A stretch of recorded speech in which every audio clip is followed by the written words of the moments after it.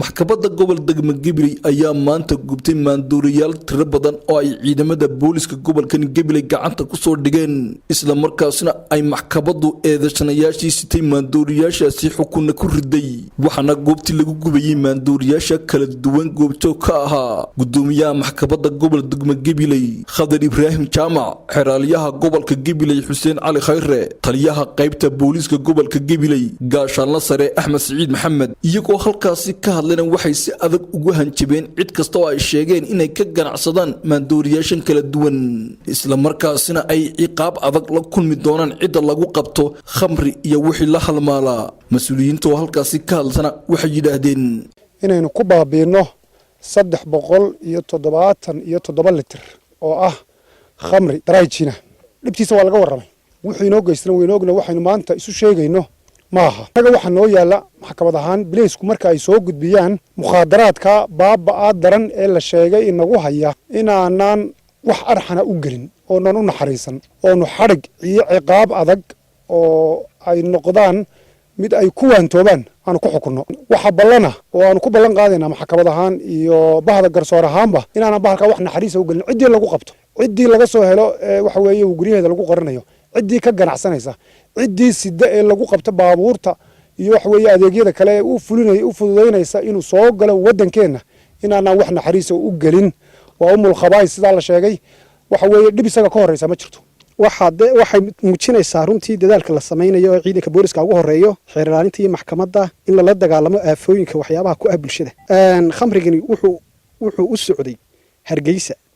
Gabiley iyo meelo kale oo Soomaaliland ka mid ah maaha wax Gabiley oo kaliya ku socday inta ugu badan Hargeysa la geynayay waayo xuduudda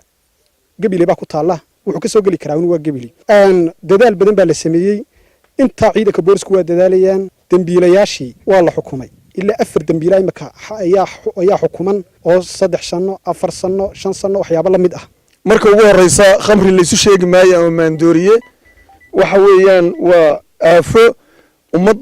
dad islaam aynu nahay marka ugu horeysa diinta islaamku way xarimtay wixii caqliga dooriya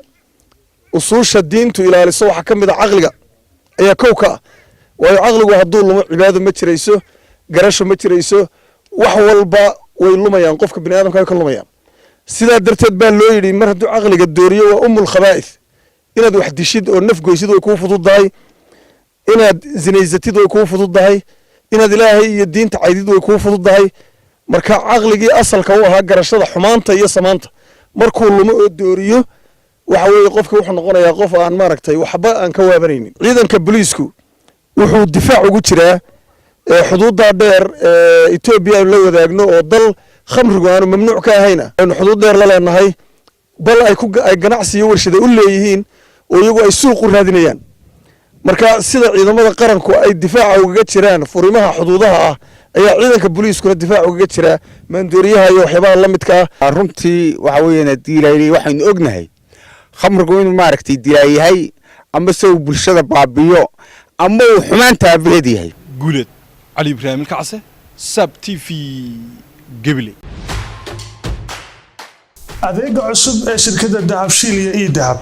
casriyeynta hanaanka cusub ee xawilaadda dahabshee haddaba macmil adeegan cusub ee casriga ahi waxa uu ku sahlayaa in adiga oo jooga gurigaaga ama goobtaada shaqo aad lacag ugu xawishid asxaabtaada iyo ehelkaaga jooga daafaha dunida